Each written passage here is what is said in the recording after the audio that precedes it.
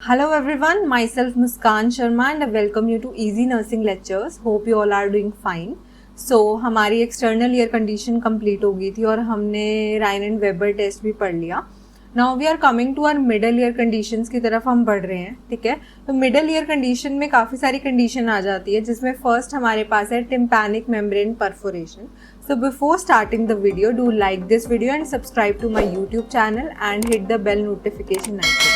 So let's start the video. So tympanic membrane perforation के बारे में पढ़ रहे हैं. tympanic membrane हमें पता है, tympanic membrane को हम और क्या बोलते हैं, ईयर ड्रम भी बोलते हैं. क्या बोलते हैं? Ear drum. ओके, सो परफोरेशन पता ही है कि उसमें होल्स हो जाएंगे, परफोरेट हो जाएगी वो. ठीक है, what it is a hole और अ टीयर, या तो कोई छेद हो जाना या फट जाना कहीं से टिम्पैनिक मेम्ब्रेन का, that separate the ear canal from the middle ear. हमें पता है हमारे ईयर में, ईयर कैनाल से, ठीक है, ये जो हमारी पूरी कैनाल है यहाँ पे हमारी टिम्पैनिक मेम्ब्रेन आती है और यहाँ से हमारा मिडल ईयर के जो बोन्स हैं वो स्टार्ट होती है.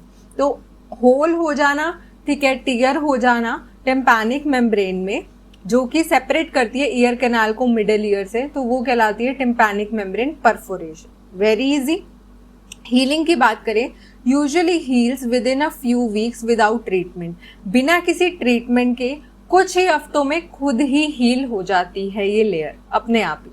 हमें कुछ करने की जरूरत नहीं है, खुद ही हील हो जाती है. But sometimes require surgical intervention. लेकिन कुछ कुछ ऐसे केसेस होते हैं जिसमें हील नहीं होती, तो उन केसेस में हमें सर्जिकल इंटरवेंशंस करने पड़ते हैं. राइट. इम्पैक्ट की बात करें, can result in hearing loss. कहते हैं ना, कान का पर्दा फट गया आपका. ठीक है, तो वही है, can result in hearing loss and other symptoms that affect daily life. और सुनने करने में थोड़ी दिक्कत देने लगेगा, तो जिससे हमारी डे टू डे लाइफ के जो इवेंट्स हैं वो भी इफेक्ट होंगे. Very simple, point two point. Tympanic membrane perforation क्या होता है? होल और टीयर हो जाना. हीलिंग खुद से हील हो जाता है कुछ ही वीक्स में, लेकिन नहीं होता तो सर्जिकल इंटरवेंशन देने की ज़रूरत है. और ये हमारे हियरिंग लॉस भी हो सकता है और डे टू डे एक्टिविटीज़ में भी हमारा इफेक्ट कर सकता है. Right. Causes of tympanic membrane perforation कैसे होता है? मिडल ईयर इन्फेक्शन जैसे otitis media can lead to perforation. अगली डिसीज है हमारी मिडल ईयर की है, दैट इज ओटाइटिस मीडिया. हम नेक्स्ट वीडियो में वो कवर करेंगे. तो उसके कारण जो है हमारे मिडल ईयर की इन्फ्लामेशन के कारण भी परफोरेट हो जाता है हमारा टिम्पैनिक मेम्ब्रेन. बैरोट्रोमा, बैरोट्रोमा मतलब जहां भी बैरो वर्ड आ जाए, it is related to pressure. It is related to what? Pressure. So stress exerted on tympanic membrane when the air pressure in the middle ear and the air pressure in the environment are out of balance. tympanic membrane पे pressure पड़ गया, किस वजह से? कि जो कान के अंदर का प्रेशर है वो अलग है और जो एनवायरनमेंट में प्रेशर है, जैसे कई बार फ्लाइट में होता है, एयर ट्रैवल में या पानी में काफ़ी डीप चले जाओ, उस कारण जब प्रेशर का इम्बैलेंस हो जाए तो भी जो tympanic membrane है वो परफोरेट हो सकती है. ठीक है, जैसे वही है एयर ट्रैवल या स्कूबा डाइविंग के टाइम पे. लाउड साउंड्स और ब्लास्ट, कभी एक्सट्रीम नॉइस कहीं से आ रही है तो उसकी वजह से कान का पर्दा फट जाता है. ठीक है. Foreign objects in the ear, item such as hair pin, hair pin से क्लीन करते हैं हम, या कॉटन स्वैब यूज करते हैं, कई बार ज़्यादा डीप चली जाती है तो वो परफोरेट कर देता है. ठीक है.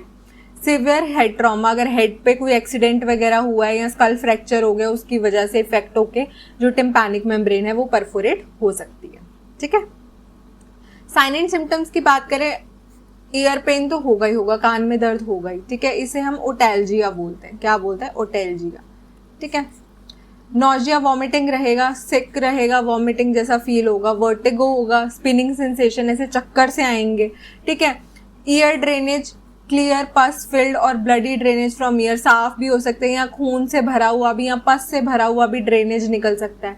हेयरिंग लॉस, सुनने में दिक्कत होगी. और टिनाइटिस, ऐसे ना जैसे घंटियां बजती हैं ना कानों में, रिंगिंग सेंसेशन होगी ईयर में, तो उसे टिनाइटिस बोलते हैं. तो वो भी पेशेंट्स में देखने को मिलता है. ठीक है. डायग्नोस्टिक इवैल्यूएशन की बात करें, कैसे हम पता लगाएंगे? सो ओटोस्कोप विजुअलाइजेशन. ओटोस्कोप हो गया, डायरेक्ट हम कान में देख सकते हैं. ठीक है, ईयर ड्रम को, वहां से पता लग जाएगा कि परफोरेटेड है, कोई होल या टीयर डॉक्टर को दिख जाएगा. ट्यूनिंग फॉक इवैल्यूएशन हम राइन एंड वेबर टेस्ट पढ़ चुके हैं, उससे हमें हियरिंग और कंडक्टिव हियरिंग लॉस के बारे में पता लग जाएगा. ठीक है. बैक्टीरियल कल्चर भी कर सकते हैं हम, ड्रेन का, जो भी ड्रेनेज निकल रही है उसका. टिम्पैनोमीट्री भी कर सकते हैं। टिम्पैनोमीट्री क्या होता है? A device is inserted into the canal that measure the response of tympanic membrane to slight changes in the air pressure.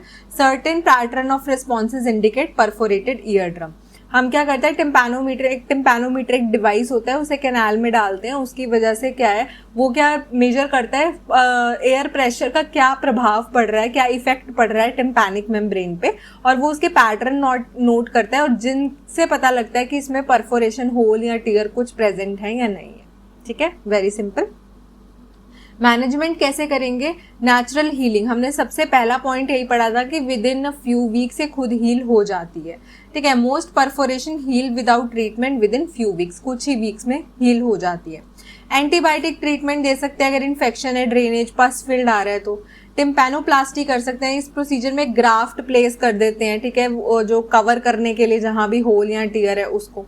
मेरिंगोप्लास्टी भी कर सकते हैं, सर्जिकल क्लोज करके थोड़ा कट लगा के इंसिजन देके ईयर ड्रम को एक्सेस करके वहां पे हम सर्जिकली उसे क्लोज भी कर सकते हैं। मेरिंगोप्लास्टी हो गया। ठीक है, so that is all about this video. Hope आपको अच्छे समझ आ गया, और बहुत ही इजी टॉपिक था और क्विक टॉपिक था हमारा ये टिम्पैनिक मेम्ब्रेन परफोरेशन। नेक्स्ट जो हमारा टॉपिक होगा वो ओटाइटिस मीडिया है, वो काफी बड़ा ही और वास्ट टॉपिक है and very easy and important topic as well. So see you in the next video, till then bye bye.